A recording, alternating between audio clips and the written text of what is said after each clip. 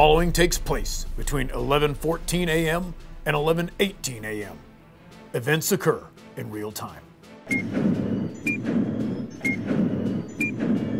Hello, recruits. It's me, Special Agent Jack Bow Wow. I'm here in the headquarters of the top secret organization known as Q-Tip. Q-Tip stands for Questionable Training in Progress. As my personal recruits, I feel it is my responsibility to clue you in on some of the things that have been happening here. It seems that our nemesis, our enemy, Dr. Fullowax, has continued to cause all kinds of problems for Q-Tip. I've been accused of allowing him to be one step ahead of us at all times. Not only did he infiltrate our computer system with a dangerous virus, but he also has done many other things to foil our plans as well. Well, I thought we needed to do something to help us catch up to Dr. Fullowax. You know how Dr. Fullowax has his little Mr. Cuddles? Well, I thought I should send one of my assistants to the store to get me a pet sidekick as well. Excuse me, Agent Bow Wow, I have returned from the pet store. Wonderful. Did you get me a pet sidekick? Yes, I did. Perfect. And it's ferocious looking, right? Well... Well, is it something that's going to make me look tough? You know, a snivering, snarling, drooling, flea-bitten, eight-legged, little old lady scaring, coupon-cutting, red light running, rotten, prinkled, wrinkled, stinkified varmint? Okay, here's the thing. We... Just show me what you got. Yes, sir. It's right over here. Ta-da! You got me an Easter bunny? That's what you bought? But it's so cute and fluffy, and I called it Chloe. I didn't want cute and fluffy. Let me see it. Okay. How's that look? Aww. What do you mean, aw? Listen, I sent you to the store with enough money to buy an extinct dinosaur, and what you brought me back was a white, fluffy Easter bunny? Here, take that back. At least tell me how much money you had left. Well... Surely you had some money left. I sent you with so much. Tell me you didn't spend all of it. I spent it all. All of the money? Listen, you're gonna have to go back and get your money back because that is not gonna work for my sidekick. Yes, sir. Oh, well, one thing is for sure. That little white bunny is not worth the amount of money that he paid for it. I'm not willing to pay that much money for a little white bunny. How do you determine what something is worth? Well, that's exactly what we're going to be learning about in our training today. You're not going to be learning about fluffy white bunnies, that's for sure. Everybody knows that's not what Easter is really all about. Instead, you are going to be learning exactly what happened to Jesus 3 days after he was crucified on a cross. I'll give you a hint. It is something worth celebrating. Now, as usual, I may have to contact you throughout the day. So you just keep your satellites tuned in to this frequency, and I'll break in when necessary. Well, time is of the essence. It's time for you to get into your training. This is Special Agent Jack Bow Wow, signing off. Okay, so I think I finally figured out the secret agent thing. Really? Yeah, I know the identities for this guy named Agent Jack Bow Wow. No, wait, what? Guess who? Yeah, I know who. It's Tik Tok. Nope, it's your old friend, the Bearded Wonder. Hey! Oh my goodness! And TikTok, tickety TikTok, woo! Yeah. Oh, it's a wonderful time. It's my favorite time to be exact. As a time traveler, that's saying a lot. Because when it comes to different times, there's like a bazillion kabillion throughout all of history. TikTok, I'm gonna do my best to be patient and go along with this time travel thing, okay? Oh, good for you. That's exactly what Gregory Pukanova said before he invented the cheese-powered car. The cheese-powered car? That sounds awesome! No, not you too, Bearded Wonder. Cheese-powered cars do not exist! Well, not yet they don't, and besides, it's almost time anyways. What time? Time for you to ask us why we're so happy. Okay, why? No, not yet. Wait for it. Wait for it. Okay, now. Why are you so happy? Today's the day that we go back to the future. Someone is going to buy my time machine. Wait, why would anybody want to buy your time machine? Well, another time traveler wants to buy it, of course. He's got this crazy white hair, and he's always hanging out with his best friend, Marty, and is always excitedly yelling stuff like, "Great Scott!" But I can't quite remember his name. But anyway, he's going to offer $1 billion for it. $1 billion? That's crazy! That's what the Wright brothers said when I told them about it. It's a good thing I'm not going to sell it. Wait, you're not gonna actually sell it? That's even crazier! And that's what Pavlov's dog said when I told him. But to me, my time machine is, well, priceless. $1 billion? The price isn't right. It just reminds me of today's lesson. What do you mean? Let me guess, wait. You're gonna tell us that because you're a time traveler, you already know all about today's lesson, right? I sure am. Then you're going to tell us that this reminds you of today's lesson because we're talking about the price of sin, which is really, really high. You got it. Sin costs a very high price. Why, the cost of sin is our ability to be in God's presence. Because of sin, we can't get into heaven to be with God where we belong. And I bet you're then going to tell us that Jesus paid the price for our sins, right? Yes, Jesus died on the cross for our sins. He saw the high price of our sin cost and paid it all. And I'm positive you're going to say that because Jesus paid that high price, we can be forgiven, right? Exactly. God erased all of our sin, all of it, with a very high price, way higher than $1 billion. And thanks to God, our sins can be forgiven. How did you know I was going to say all of that? Do you have a time machine? Oh my goodness, no, she doesn't have a time machine. Do you know why she doesn't have a time machine? Why's that? Because time travel isn't real! Honestly, I knew you were going to say that. I'll see you later. Come on, Bearded Wonder. Bearded Wonder, away! And I'm TikTok. Bye-bye. Woo! Bye, Bearded Wonder. Bye, guys. TikTok. Wait.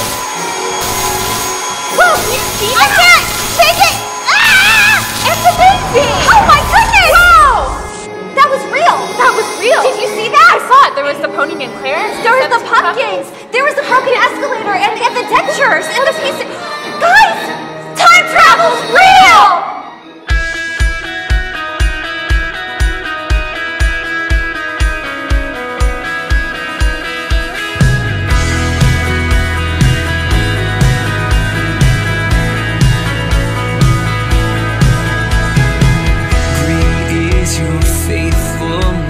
Oh God, you wrestle with the sinner's heart.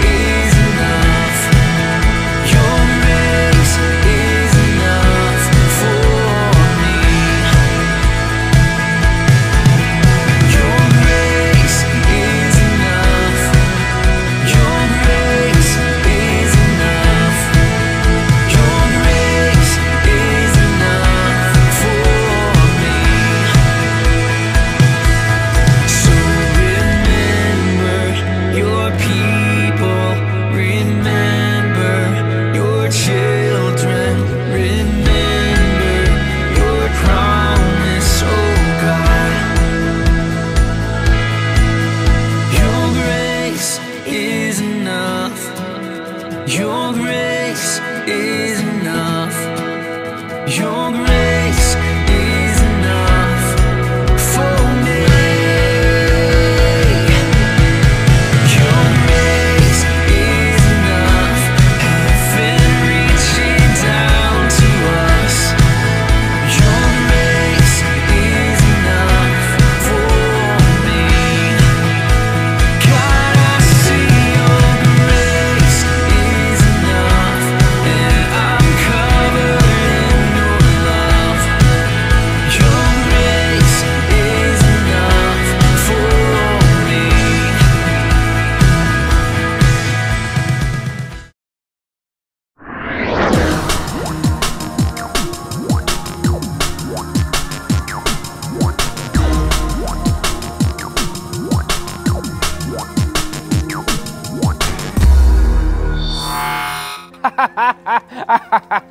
Well, children, it is I, Dr. Full of Wax, and I'm back with another secret message from Q-Tip's code book, the Bible. I shall discover and decipher its true meanings. Isn't that right, Mr. Cuddles? This week's secret message says, you do not belong to yourself, for God bought you with a high price. 1 Corinthians 6, 19 and 20. This is quite the conundrum. I have an interesting idea. Perhaps if we have the boys help us say it, the message will become clearer to me. All right, boys, on the count of 3, you will stand. Are you ready? 1, 2, and 3. You do not belong to yourself, for God bought you with a high price. 1 Corinthians 6, 19 and 20. Very good, boys. Now you may have a seat. Now I need the girls to stand up and help me say it, okay? Then maybe I can figure out what the secret message means. Ready, girls? Down, Mr. Cuddles. On the count of 3. 1, 2, 3. You do not belong to yourself, for God bought you with a high price. 1 Corinthians 6, 19 and 20. Great job. You may sit down. No, lickies, Mr. Cuddles. Remember, you're still rabid. You could make Daddy sick. You know, I think I may have figured out what this message means. You see, Dr. Full of Wax is at a crossroads. Being evil takes its toll on a genius such as myself. And reading through this code book has really changed the way I look at things. I've even considered possibly contacting Agent Bow Wow to see if he would forgive me and take me into the team at Q-Tip.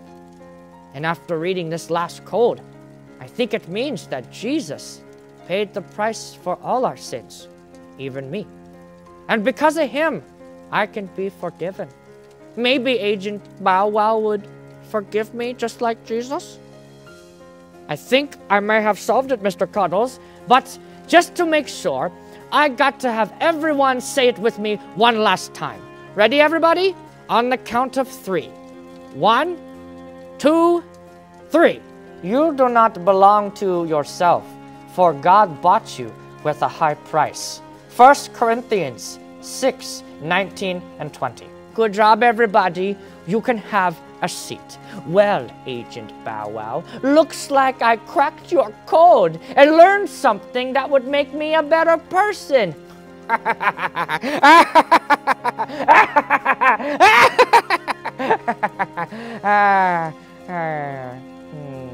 Nah, I better get back to trying to crack Q-Tip's code book, the Bible. Until next time, I'm Dr. Full of Wax, and this is Mr. Cuddles bidding you adieu.